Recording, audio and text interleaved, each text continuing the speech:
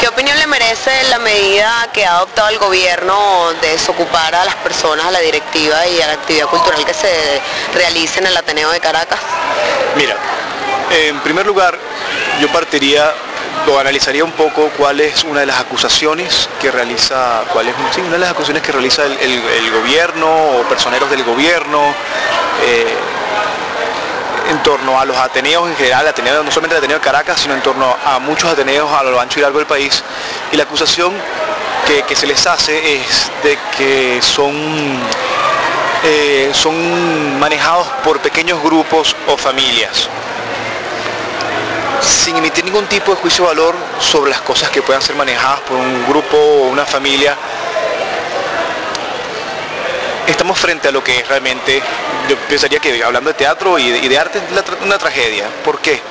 Hay un nivel de la cultura que pertenece a la pequeña comunidad, a la pequeña familia, al pequeño grupo que se encarga o que está motivado por generar algún tipo de espacio para los demás. Realmente la única acusación que valdría la pena tomar en cuenta, que no es así, porque el Ateneo ha sido un espacio que se ha hecho y ha trabajado constantemente por otros, para darle espacios a otros, es de si un grupo no le da espacio a otro grupo, que no es el caso del Ateneo. Pero ¿qué es lo que pasa? Que por un lado este gobierno quiere organizarlo todo o cree que es capaz de organizar todo el país para convertirlo en un país productivo, lo cual es completamente falso, aún siendo una necesidad legítima.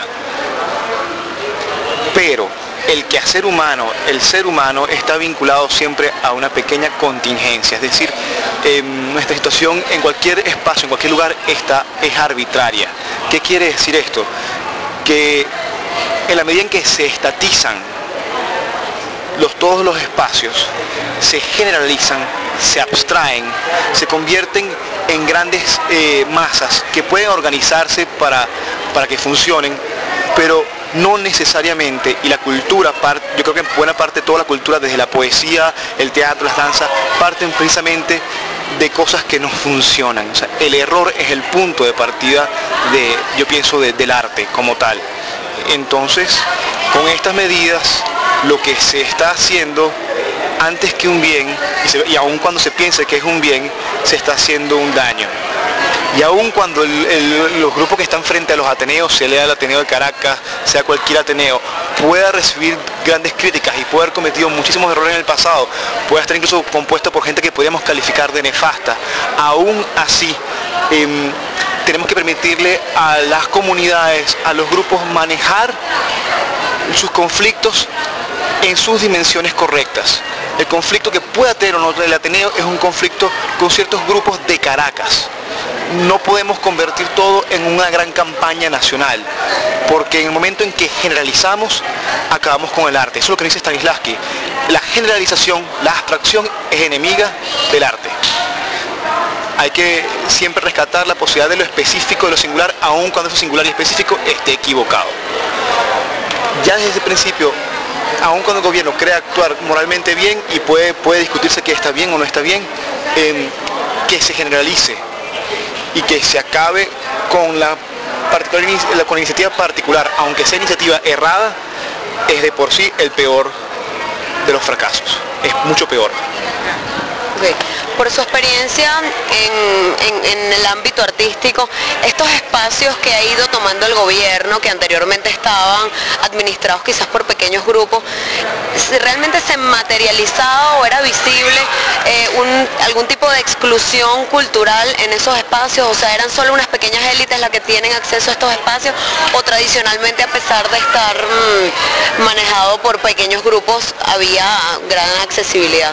El punto de partida es pensar que es posible realmente acabar con la exclusión y no considerar que, siendo aún negativa, el ser humano, la dinámica del ser humano, la dinámica social siempre genera exclusión de algún u otro tipo. Así como una exclusión en el pasado, y sí la hubo, claro que sí, ahora se está generando otra clase de exclusión. La medida en que aprendamos a cómo manejar los conflictos y a apostar por la integración, y buscar medidas de cómo generar integración sin estar acusando a otros de exclusión, porque tarde o temprano todo grupo de nuevo se vuelve excluyente, es la naturaleza de las organizaciones de los grupos y del ser humano. en la medida que siempre pensemos que hay un tercero, que hay un otro, más allá, que tal vez pueda necesitar ese espacio o pueda necesitar o quiera expresarse, o hay un grupo, hay una costumbre, un rito, una manifestación cultural que no ha sido canalizada, que no ha encontrado espacio. En la medida que siempre hagamos las cosas, los grupos culturales hagan las cosas pensando en que están aprovechando un espacio que otro también podría utilizar y tengan conciencia de ello, la calidad de su trabajo va a aumentar y la posibilidad de que tarde o temprano se integre ese otro grupo va a aumentar también. Por lo tanto, ante la pregunta de la exclusión, yo pienso que eso es un argumento sonso y utópico pensar que se puede acabar con la exclusión.